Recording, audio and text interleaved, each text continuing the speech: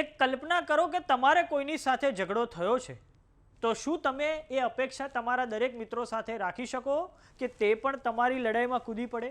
કદાચ તમારી આજુબાજુ એવા પણ મિત્રો હોય કે જેઓ તમારા ઝઘડામાં ના પડે. વૈશ્વિક સ્તરે યુદ્ધોમાં આવું જ સમીકરણ કામ કરે છે. આંતરરાષ્ટ્રીય સંબંધોમાં કહેવાય છે કે તમારે તમારી લડાઈ જાતે જ લડવી પડે છે. કોઈ બીજો દેશ તમારી લડાઈ લડવા માટે નથી આવતો. માટે યુદ્ધથી જે પણ નુકસાન થાય છે તેની ભરપાઈ યુદ્ધ લડવાવાળા જે તે દેશે જ કરવી પડે છે. કદાચ જગત જમાદાર અમેરિકાના પ્રમુખ ડોનાલ્ડ ટ્રમ્પ આ વાત ભૂલી ગયા અને હવે યુરોપના દેશો અમેરિકાને ઈરાન યુદ્ધમાં મદદ કરવા તૈયાર જ નથી. બીજી તરફ ઇટાલીના વડાપ્રધાન જોર્જિયા મેલોનીએ માસૂમ પેલેસ્ટિનિયન નાગરિકોના જીવ જવા પર ઇઝરાયલની સંયુક્ત રાષ્ટ્રોમાં એટલે કે યુનાઇટેડ નેશન્સના મંચ પરથી નિંદા કરી છે. નમસ્કાર, જમાવટ સાથે હું છું પાર્થ.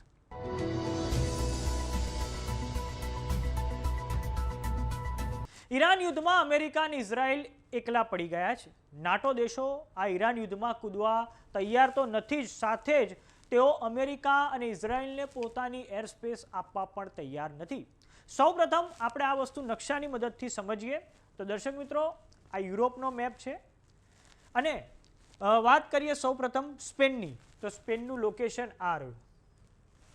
તો સ્પેને અમેરિકાને પોતાનું એરસ્પેસ આપવાની ના કહી દીધી છે. સ્પેનના વડાપ્રધાન પેડ્રો સાન્ચેઝ ઇઝરાયલ અને અમેરિકા દ્વારા જે ઈરાન પર એર સ્ટ્રાઇક કરવામાં આવી છે તેના તેઓ વિરોધી છે. આ પછી વાત કરીએ ફ્રાન્સની, તો આંતરરાષ્ટ્રીય સમાચાર સંસ્થા રૂટર્સ અનુસાર થોડાક સમય અગાઉ ફ્રાન્સે ઇઝરાયલને અમેરિકન લશ્કરી સરંજામ લઈ જવા માટે પોતાનો એરસ્પેસ ઉપયોગ કરવાની મંજૂરી નહોતી આપી. આ પછી વાત કરીએ આપણે ઇટલીની, તો અમેરિકાના બોમ્બર વિમાનોને ઇટલીના સિસલીમાં આવેલા સિંગોનેલા બેઝ પર લેન્ડ થવું હતું, પરંતુ ઇટલીએ આ માટે અમેરિકન વિમાનોને મંજૂરી નહોતી આપી. આ રહ્યું ઇટલી, અને ઇટલીમાં એના દક્ષિણ છેડે આવેલું છે સિસલી, અને સિસલીમાં આવેલું છે સિંગોનેલા એરબેઝ.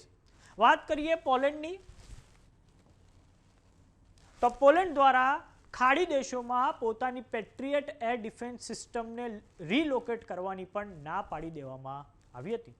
વાત કરીએ યુકેની, કે જેની પર ડોનાલ્ડ ટ્રમ્પ થોડાક સમય અગાઉ ભડક્યા હતા, તો યુનાઇટેડ કિંગડમે પણ અમેરિકાને જે મદદ કરી છે તે માત્ર ને માત્ર પાર્શિયલ મદદ કરી છે, એટલે કે અધૂરી મદદ કરી છે, અને હિન્દ મહાસાગરમાં તેનો જે ડિએગો ગાર્સિયા નામનો જે બેઝ આવેલો છે તે અમેરિકાને તેણે વાપરવાની મંજૂરી આપી છે.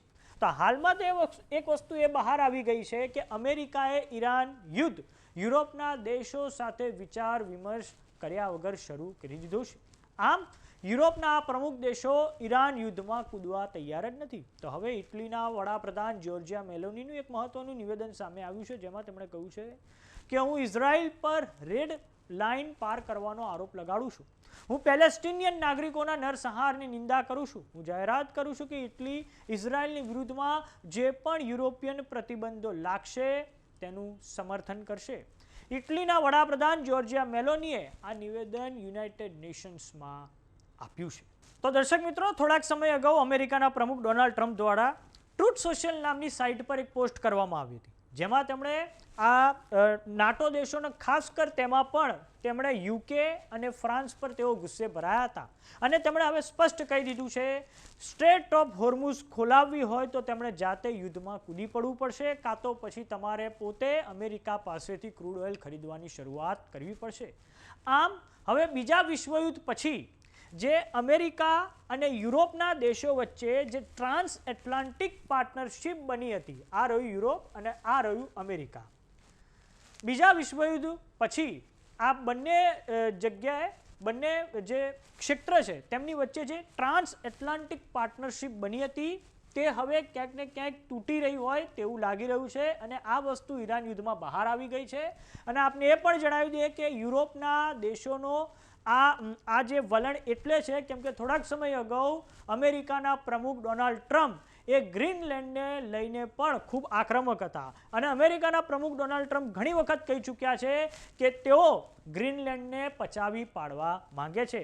આમ હવે અમેરિકા અને યુરોપ વચ્ચે જે તિરાડ પડી છે તે ઈરાન યુદ્ધમાં ક્યાંક હવે ખુલીને સામે આવી ગઈ છે. તો સમાચારોમાં અત્યારે બસ આટલું. જોતા રહો જમાવટ. જો તમે અમને યુટ્યુબ પર જોઈ રહ્યા તો સબસ્ક્રાઇબ કરો. જો તમે અમને ફેસબુક પર જોઈ રહ્યા તો ફોલો કરો. સાથે જ અમારી વોટ્સએપ ચેનલ આવી ગઈ છે, જોઈન કરવાનું ના ભૂલતા. નમસ્કાર.